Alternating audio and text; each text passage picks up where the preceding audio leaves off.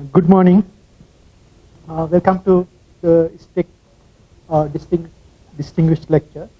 I'm Anurag Jayasaman. I am the Associate Director of STEC.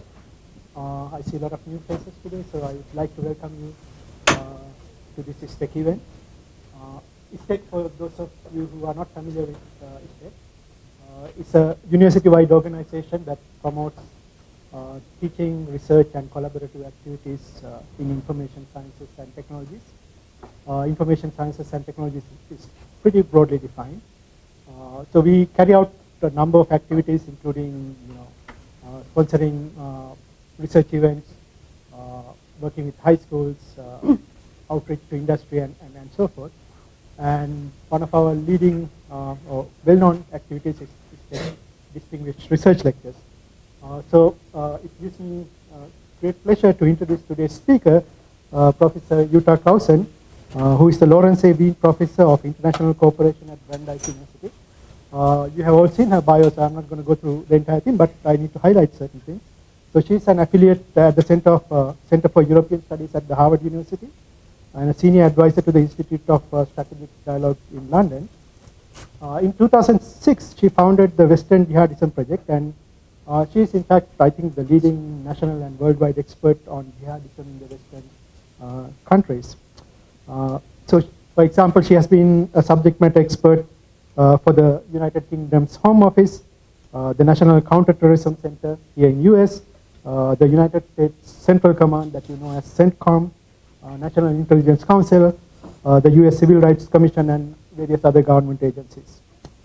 She's a recipient of the Carnegie Scholars Award, and she has written a number of books, and the most recent books are The Cartoons That Shook the World, about the worldwide protest against the Danish cartoons of the Muslim Prophet, and The Islamic Challenge, Politics and Religion in Western Europe, that has been translated to German and Turkish, and it's been translated to Arabic.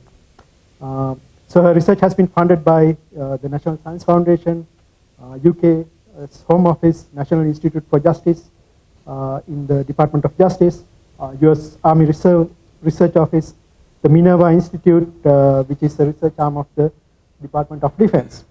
Right? So even though I met Jutta in person only yesterday, I had the pleasure of working with her for over 2 years. And this work has also, in addition to opening our eyes to very interesting problems that need to be solved, it has also resulted in a joint grant with Jutta and Brandeis University, funded by NIJ and Department of Justice. So it gives me great pleasure to introduce you. Thank you.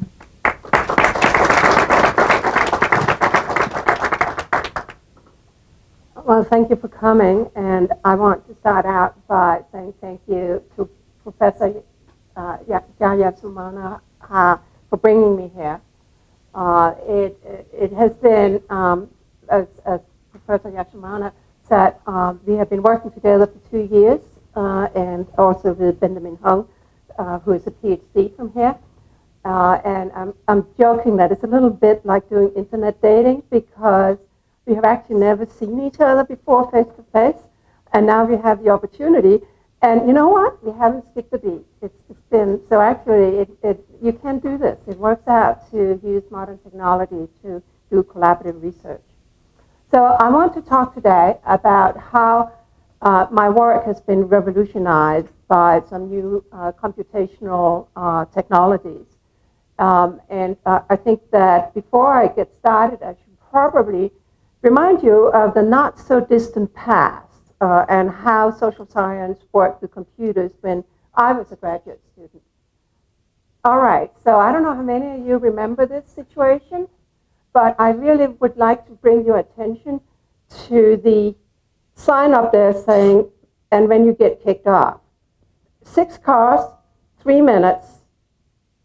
That's a punch machine. That was how I started out doing social science with computational technologies. And my fingers are very clumsy, so I made a lot of errors on these cards. And you can see you have to stack the cards out correctly. It was not conducive to efficiency. Let me put it that way. I was trained in this technology in part by a historical sociologist named Charles Tilley.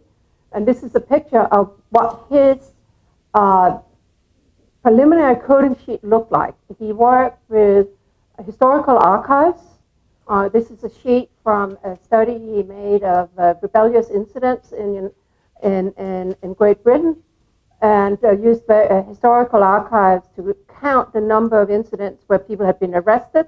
And from that, he created maps of how revolutions arose in various European countries from the 18th through the 19th century. And you can see that he had his research assistant fill out these sheets. Then the sheets got stacked up, and then you went in and punched everything into the cards after you had created a spreadsheet. There was no Excel. So in 2006, I decided to adopt this methodology that I had been trained in for how to study, use historical material to study insurrections and political violence. And I started the Western Jihadism project, focused on developing a set of data that could be used to study transnational networks associated with groups and individuals who had been inspired by Al-Qaeda to carry out violent incidents in the West. It is, technically speaking, what's called cliometrics, the statistical analysis of data mined from archival sources. And sometimes I describe my work as quantitative anthropology, and sometimes I use this more fancy term, cliometrics.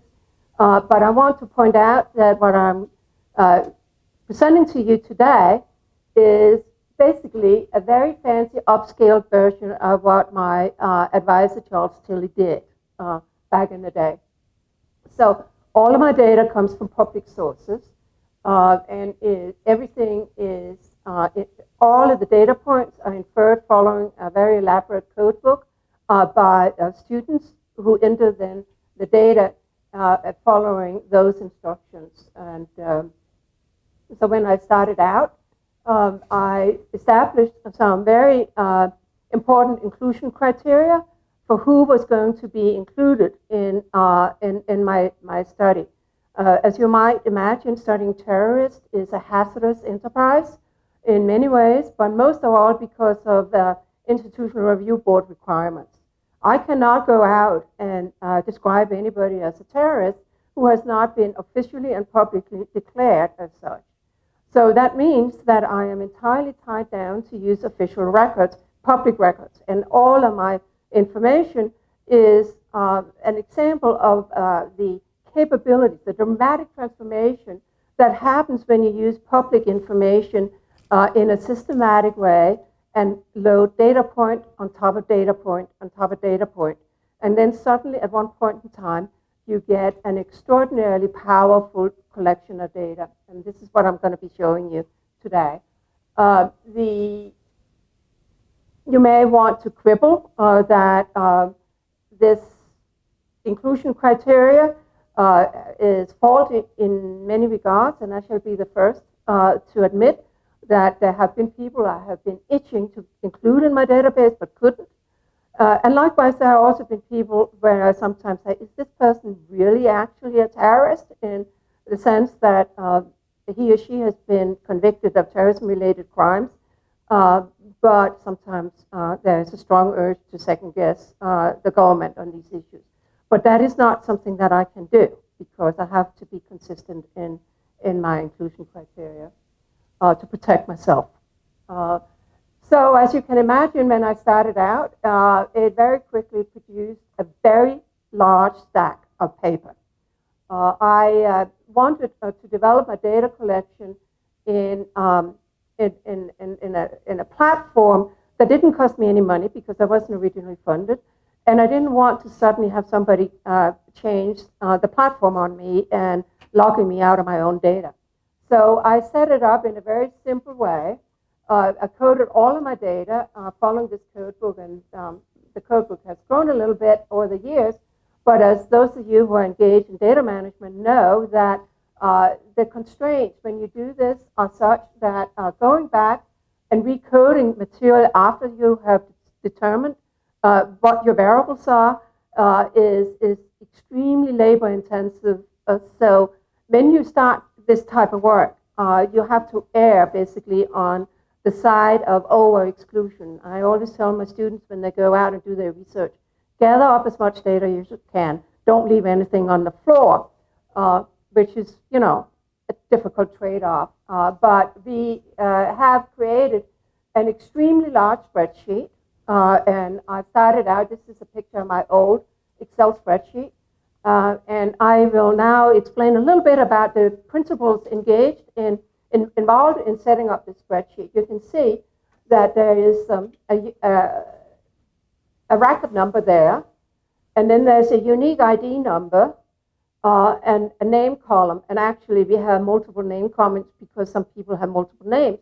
So we have 5 different name columns, but I'm not showing. I'm not showing all here. And then this is the different tabs. And these, so this is what's called people links. So this is the segment, the tab in the Excel spreadsheet where I coded various types of relationships with the intention of supporting social network analysis. This is a pretty sort of standard old-fashioned way of organizing this type of spreadsheet. But as you might expect, I very quickly found myself constrained by the format that I had selected. The spreadsheet, you have to have various types of documentation. So the spreadsheet was accompanied by what was essentially an encyclopedia or a dictionary to accompanying everybody who I coded. And here you can see I replicated the ID number, the name columns, and then there's some text narrative sections here that explaining why these different variables were coded the way they were coded. And then I'm not showing all of it here, but then there was an extra column that also referenced the source material that was associated. So no wonder that I was starting to buy more and more file cabinets. And as my spreadsheet ended up, my Excel spreadsheet ended up at about 3,000 people, and my encyclopedia approached 1,800 pages in one single Word document, everything started to break down. So, to the rescue, computational social science. So in 2012, I got a grant from the U.S. Army Research Office to create an SQL-based interface for my data and put it online in a secure platform. And here, what you see here is the old description of different variables, and here you have the schema. Anybody who is in data management will immediately see the problems associated in this, because creating tables out of every tab and variable that was in my old Excel spreadsheet was not an easy task. I had computer science students at Brandeis then write the platform, and so it's purpose-built, straight from scratch. There was no off-the-shelf product that was in any way usable for me to do this. But fortunately, when I started out my work, I had the foresight to use a system of unique identifiers on all records, and that system of unique identifiers could then be used, as you can see here, to tie all the records. Now I lost my little red dot. Oh, there it is. You can see. So that way we were able to set a schema up that actually was capable of linking all of the records. So what is unique by this data collection now is, so this is the admin page. It's hosted on an online platform and in a separated section on a separate server, and with special firewalls, and outsiders can log into the issue Brandeis accounts to external users, and I'm now able to share data with research teams at other universities. And I have delegated responsibility to the PIs at other universities for figuring out if they can, how to supervise their users and how to secure the ethical use of the data and comply with the Institutional Review Board data.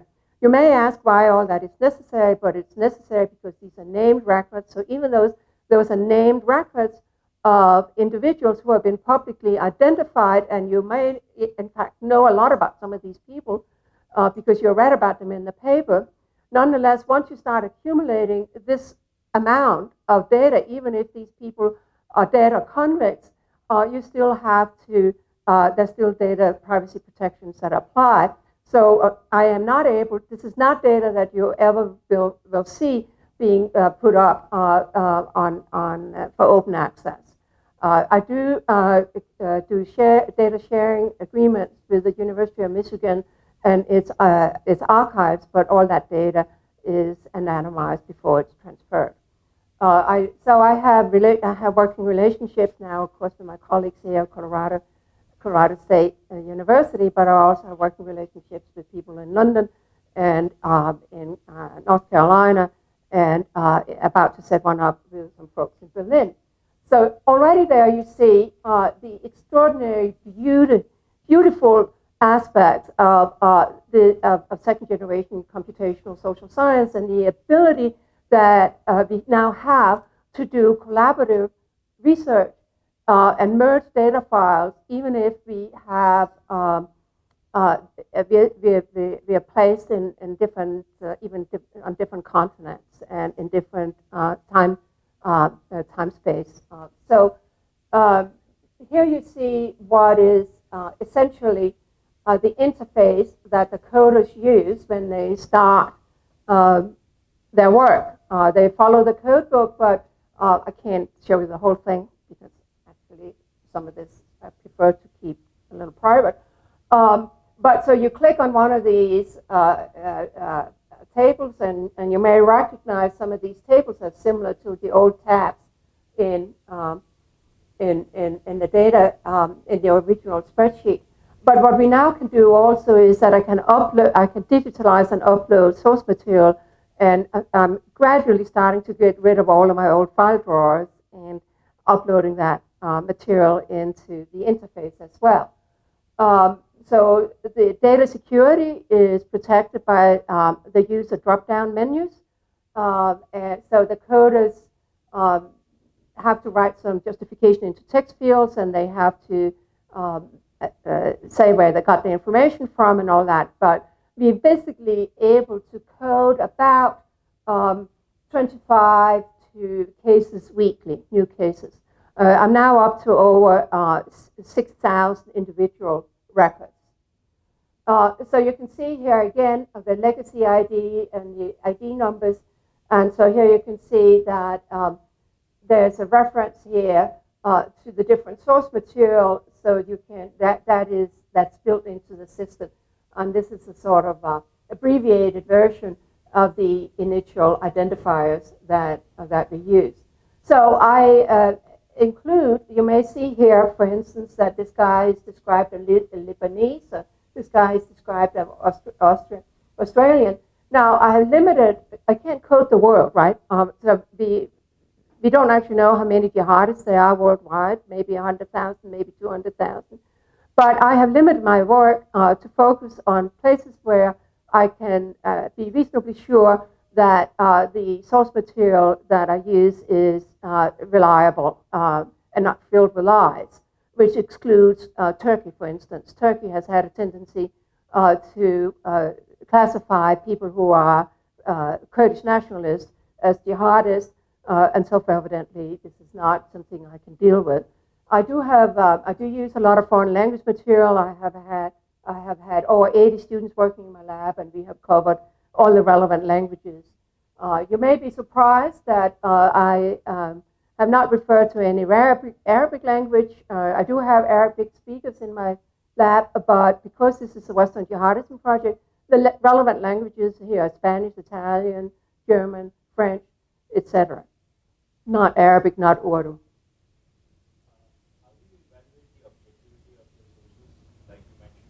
Well, so ultimately all of this has to come out of some governmental or intergovernmental organization classifying the person as a terrorist. So a record is opened when an incident occurs, and that's my limitation. I have to observe the law. As I said, I can't go out and call people terrorists. So what can you use that data about? So, what good is data if you don't use it? I have to say that at this point in time, I have so much data that I have much more data than I actually know how to make intelligent use of all by myself. So I'm extremely grateful to be able to start sharing the data through the portal. So, but I'll give you a couple examples. You might think that computing something like the average age and when people become engaged in jihad, in dark networks, and become aroused to become engaged, might be something that's relatively easy to know. But I consider the fact that I'm coding going back all the way to the 1993 and up to date. So I'm covering nearly 3 decades. So age records and the ability to chart the age when somebody, A, does something, or when people become aroused, what we would call the date of radicalization, is actually quite complicated. So what we do is that because coders look for the age at which people have been identified as being a known terrorist, and then from that count back and assess the birth year, and then code the birth year. Then additionally, we have some indicators for what we call FLEC, first law enforcement contact, which is actually year of first law enforcement contact, which basically refers to the first moment at which somebody becomes publicly known as having become extremist. And by using this, I've actually been able to develop an age profile over time of the general age profiles of when people become engaged. And here we have taken out the age of when people are known to become foreign fighter, which is meaning when they join a listed international listed foreign terrorist organization to participate in an insurgency or go to a training camp. So a foreign fighter means either going to a training camp run by an FTO or participating in an insurgency. And then FLEC is when you can see when at the age at which people typically become first engaged. Now, let me point out several interesting inferences that can be made from this.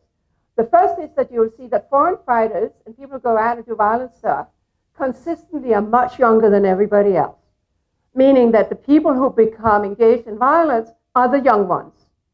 The age of FLEC might be a surprise to you because you see a couple of dips here.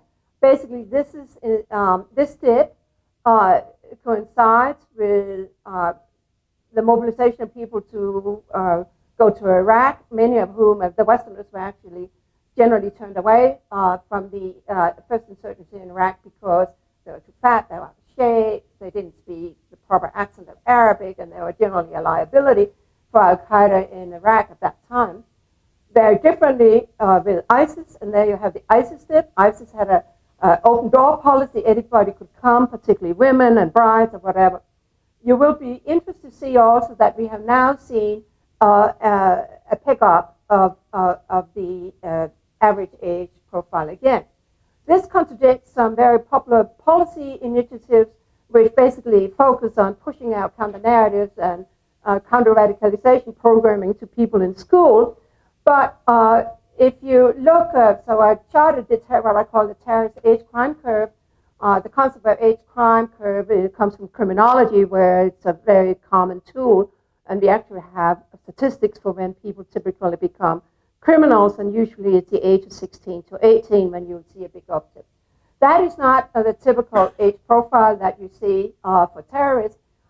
Basically becoming a violent extremist is something that happens at a much later age.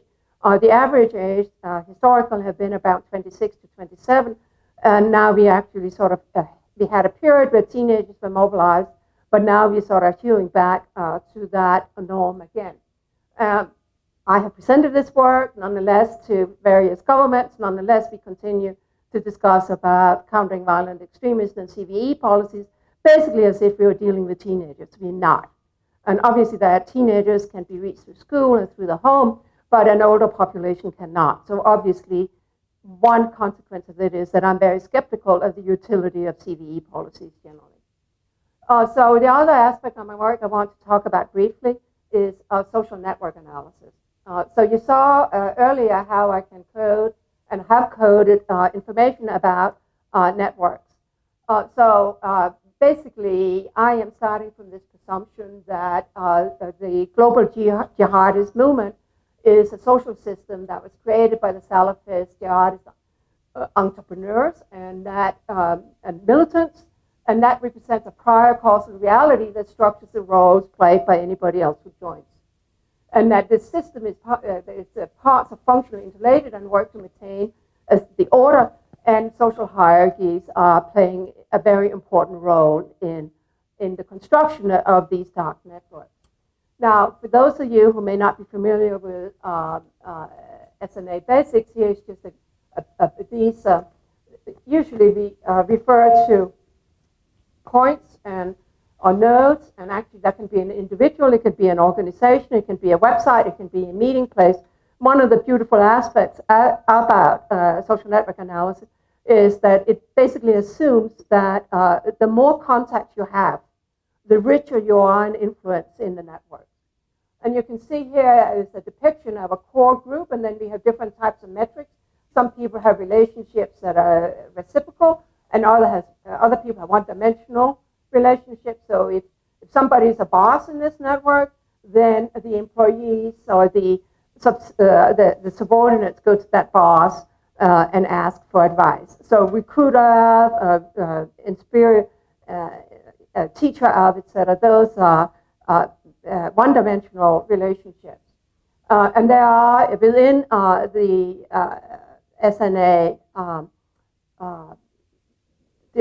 it's a huge science with a lot of algorithms. Many of these algorithms are really quite irrelevant to the type of dirty data that I have, or fuzzy data that I deal with. So I'll talk a little bit about some of the problems using social network analysis on real-life networks. Real-life networks are quite complicated.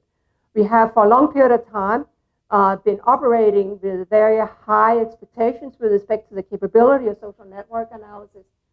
In the practical field, a lot of this came out of Aldous Krebs, who used the 9/11 report to chart the social relationship between the 9/11 hijackers and the people who were their managers and that supported them on home base. The Rand Corporation put out a report in 2001 that declared SNA a breakthrough in the understanding of dark networks. So this optimism translated into instructions within the U.S. Army to start, basically equipping field officers when they went out into the field with instruction for how to chart the networks in any local village in Iraq to figure out who was the really important person.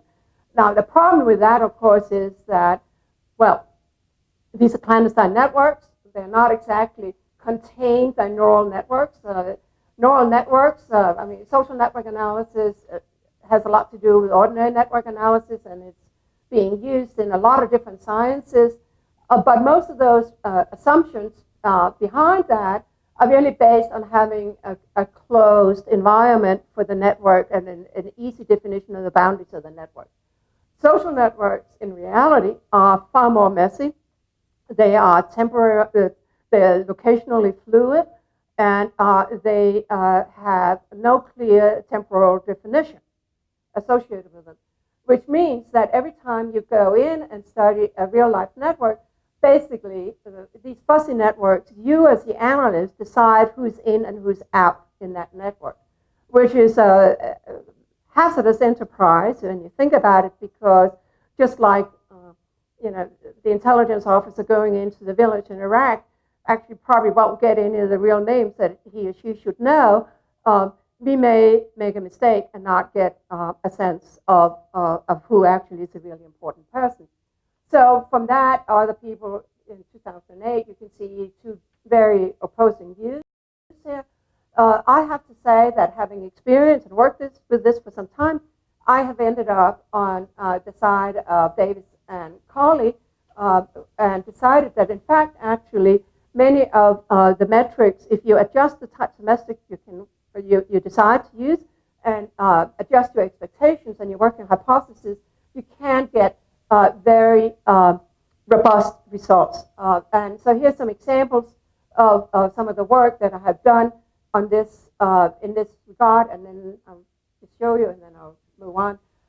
So basically, I have some key working hypotheses, and one of those working hypotheses is that the global jihadist network has leaders and followers, and that there are hierarchies within it, and the leaders are the old-timers who are tied in with the North African and the old groups that merged into Al-Qaeda back in 1989. Many of these folks have died, but many of them are still in place and still alive. So I have a duplicate here. So you can see that because of the way I code, I actually do have that sort of information. And you can see the different list types of relationships. Because of the way my data is set up, I can coordinate the network analysis with demographic information. So what you see here is a network that was developed based on the violent plots associated with Al-Qaeda in Western Europe prior to the 9/11 attacks. So this covers 1993 through, I've actually bin Laden's first incident in Europe was an attempt to assassinate the old Afghan king in an incident in Rome in 1990. It didn't work, it didn't happen, but he used a Portuguese convert for that job. So you have here a picture of the demographic composition, and what you get is a clear picture of how the foot soldiers who carried out most of the attacks in Europe in those years were Algerians. So 43% of these people were Algerian. I'm not showing you, but I also did an analysis of roles played, which further confirmed that in the hierarchy, the Egyptians and the Saudis and the Syrians and the Tunisians were the bosses in this network. You will see here that we still have at this point in time, we had very few white European converts involved, and at this point in time, the network operating in and out of Western Europe were primarily immigrant origin. After 9/11, you got a very different picture. You got, led in part by people who had gone to bin Laden's training camps after he issued his first fatwas, his declaration of war against the Americans in 96, and then the second one in 98. There were a lot of Europeans, not a lot, we were still talking about just in the hundreds, but no more than that, who went to the training camps and got trained and then returned home. So you see here in this period, which covers past 9/11 up to the ISIS mobilization, a dramatic transformation in the demographic composition of what the network looked like to one that was primarily a native in origin, where the immigrants, the red dots, played a much less of a role. However, one of the interesting aspects about this was that you also, and I'll show you a little bit of those results, you also got a real change after the 9/11 change in public policies and the suppression of bin Laden's camps in Afghanistan. You got a real change in the internal organization of the networks that my data can describe and show. So prior to 9/11, you had very small, the width of the network, which is usually counted in how far it takes, either on average or measured across the network, to reach one node at the far end to reach a node at the other far end. And so the most typical was below 4 edges. Here's one edge, here's one edge, here's one edge, and here's one edge. So even though I covered a period of time that about 8 years before 9/11, nonetheless, the overwhelming majority of the actors, really 90% of all of the actors in the network, were connected in to the central cluster of the Western networks. And the network diameter between all of the reachable parts in this cluster were 12 links, but the average characteristic network length was much less. Network fragmentation, all of these metrics then have changed dramatically over the years, as you can see. And we're now dealing with a far more dispersed, far wider network and far more fragmented network. I should say that I may very well be overestimating network fragmentation because I don't have good information about contacts made in the insurgency. So if you go and think about, for instance, the Franco-Belgian network that was responsible for the attacks in November 2015 in Paris and subsequently in Brussels in March 2016, that was a highly integrated network that included a lot of European and was run by Frenchmen living in Belgium, but actually had a lot of international members as well. But many of those contacts had been formed earlier, before they came, formed the network, but actually the real relationship between the participant in that attack network was formed in the insurgency in Iraq. So I have done a deep dive study of that network, but I can't do that on a broader scale. So my network fragmentation metrics probably overestimate the fragmentation of the network. Having said that, I'm sure you're already rather aghast that I've identified the network as cohesively and integrated as it actually appears from my numbers. So network diffusion has changed. So before, this is calculated based on all links. So you can see the change here. Strong links are direct person-to-person links rather than links that, so the strong links in this case are defined as links where we can verify that the people have had direct face-to-face contact with each other. So what can you use this stuff for? Well, I won't talk that much about it, but I think you can already see how this type of research lends itself to evidence-based policymaking. I'm interested also in modeling, and I would say that there are obviously some key ideas here about network responses to suppression, but also to growth. So that competing interpretations of the findings that I have had. In one way, it may be a response to simply a growth problem. That if you think about the extraordinary growth that the global jihadist networks has undergone in the last years, a UN report came out in 2016 saying that about over 60,000 volunteers from over 100 countries have joined the insurgency in Iraq and Syria, most of them going to ISIS. Now, subsequently, that number has been up to about 70,000 by a recent report from the Safan group. We don't have that good information about how many of these folks are still alive or where they have gone.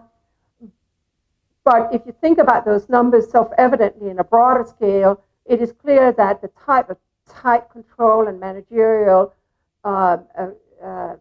impetus that was present in the earlier network are no longer present. So we might think, hopefully, that the diffusion we're seeing is a response to suppression, but it could alternatively also simply be a reflection of a growth problem. So I'll just very briefly talk about some work. This is a recent article just out in Operations Research that I did with two computer scientists from MIT. I produced known Twitter accounts belonging to known terrorists, and they collected data from theirs, and we ended up with a data set of about 4,000 unique Twitter accounts. This data was collected when Twitter suppression rates were not high yet, and the users readily identified themselves in the account, if not by name, then by alias, but often also by name. So we were able to do that transition from real life to online networking as well. Clearly what we found from this research was that if you want to profile user accounts using similarities in the way that the users recreate the accounts after suppression, and similarities in the way that their patterns of followings and followers, the behavior of followings and followers, provide a far better prediction of which ones are the suspect accounts than do trying to figure out which accounts to suppress on the basis of content analysis. Here's some examples. You can see that we used different indicators of similarity, but you can see, so here are the screen names, and here's the name, and then there's a prefix was identical in these cases, but in fact, these were clearly quite similar. This one by our metrics came out as being dissimilar, but in fact, when we look at it carefully, it probably was actually the same account holder. So predicting the users from following and following patterns was basically, it turned out to be a quite reliable metric for identifying if these online accounts actually belong to the same people. Another work, and I here want to just highlight some recent work that the Brandeis and CSU team have done in collaboration. This is just out, and it's available for open access, so you can look at it. I started out with a conceptual model. You know, what we always know is what we do want to know is how people go from radicalizations through early stage, second stage, and finally to do something. That information is not available because we don't know when people radicalize. But once people go to this point, we can actually collect behavioral data, accuse the behavior changes that are associated with radicalization, and then we can retroactively reconstruct a radicalization trajectory profile. So I collected this data for 135 Americans, and we had various types of data stand. It shouldn't say data, it should say date stand, sorry. That's a typographical error. But we had, and then we analyzed the result. In theory, we had 26 indicators. In theory, that would be a very large number of possible combinations of paired behaviors that would reliably signify, that could signify extremism. In fact, we found that the actual number of behavioral pairs were quite limited. So nearly half of the people in the sample went through this particular sequential pathway to becoming a violent extremism. And my collaborators here, Benjamin Hung, I think, produced this very nice graph using a probabilistic analysis, scrambling all ideas about time phases and just simply looking at paired behavior. And what we found was that at the end of the day, nearly all of the people in the data set actually went through this very limited number of 3 paired sequential behavioral changes in how they acted. So for instance, some were statistically highly significant but was not that common. Issuing threats nearly always produced some type of action on threats, but issuing threats was not that frequent in the data sample, but the one paired behavior that worked nearly always was seeking out like-minded people in what we call peer immersion, and then taking steps to either go abroad to join a foreign terrorist organization or make plans to do something violent at home. So that, as you can see immediately, contradicts a lot of assumptions about, terrorists jumping out from behind the tree because they read bad things online, or because somebody has been whispering in their ears, or because they have just drunk the Kool-Aid. In fact, there is such a thing as a radicalization trajectory, and it does take training and practice to move from being just an ordinary person who is, walking around having various ideas to move on to carry out violent acts. So I see my time is up, so sorry. I'll hurry up and take some questions now.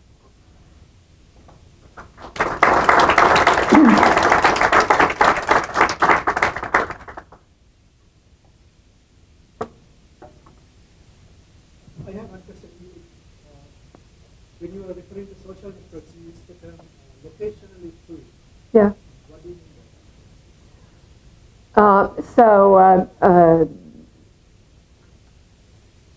networks, many networks are formed in a neighborhood, but locationally fluid is that people move, they seek out like-minded people, so they are on the move.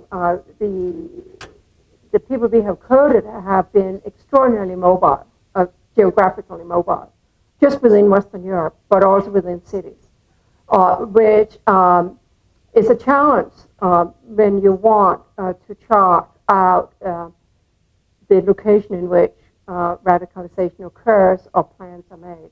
Those are not the same locations. So I do create heat maps based on where I assess people to have radicalized, and that heat map produces some very interesting clustering. Now, if you think about it, if people were just spontaneously becoming radicalized and becoming extremists, we would see a pattern, geographical pattern that would be free scale. That is not ever what we see. Instead, what we see is a highly clustered geographical locational pattern when you create heat maps of where people become radicalized. So that, again, supports the intuition that actually face-to-face contact is a key element in the production of dark networks.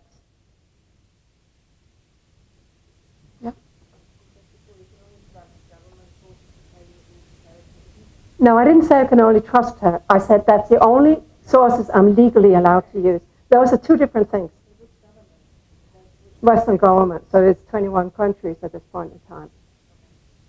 As I said, I don't trust Turkey, I don't trust Saudi Arabia, don't trust Egypt, I can't get information out of Egypt. There are huge variations between countries in terms of reporting practices.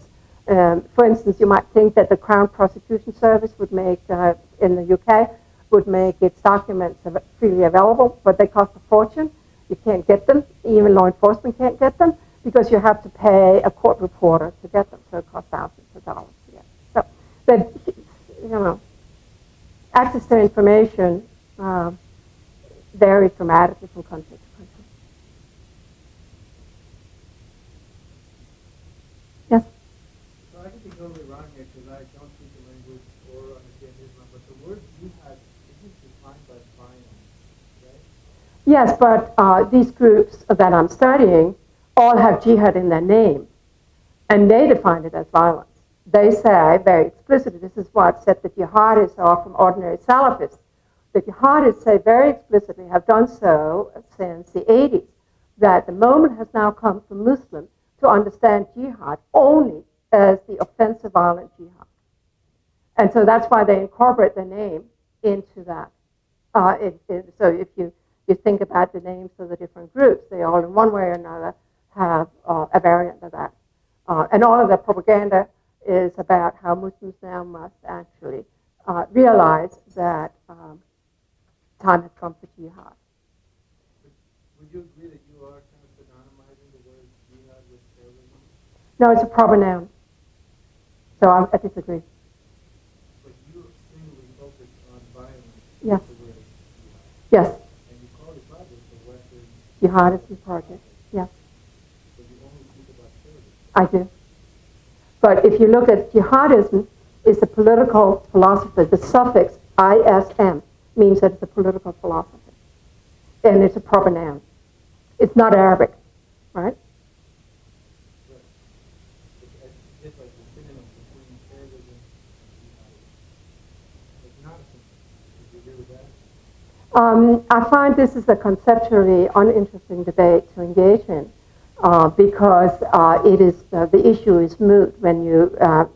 So if you, I have interviewed the former members of people who have gone to Guantanamo Bay.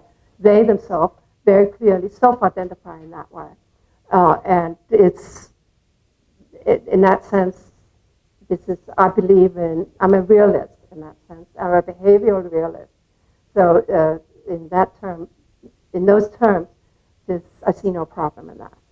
In fact, I see a much larger problem in not using plain language to describe them and not to go out and describe, in fact, how marginal and different these folks are and how what they do has nothing whatsoever to do with Islam.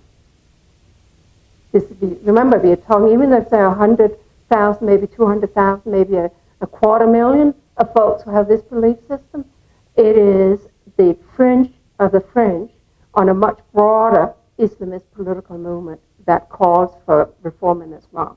But they call for reform by violence, and that is how they describe their own belief system. And that is their program. It's a very sophisticated, elaborate belief system that if you take Bin Laden's so-called fatwas, they were manifesto written up in political language about calling for the need to do violence now, but dressed up in the language of Quranic doctrine.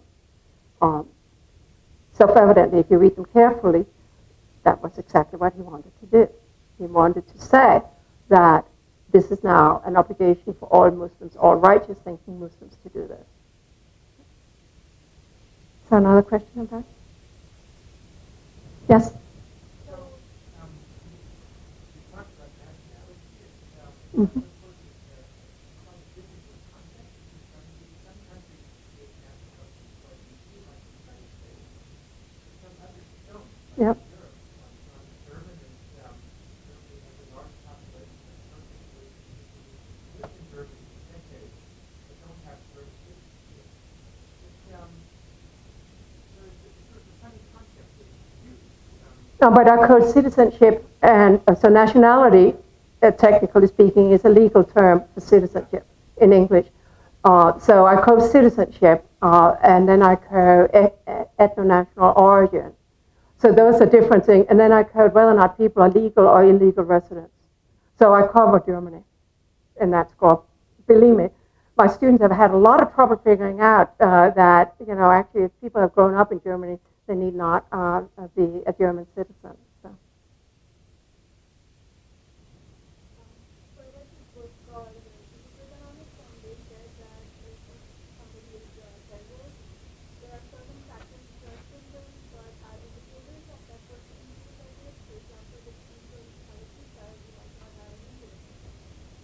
But this is utter nonsense. No, I understand. Just an example. Yeah. Or things like bank balance might be abrupt and things like that. Mm-hmm. So what I wanted to ask was, you said that you have access to public data. Mm-hmm. So how much of the factors do you have access to? Like how much in depth do you know about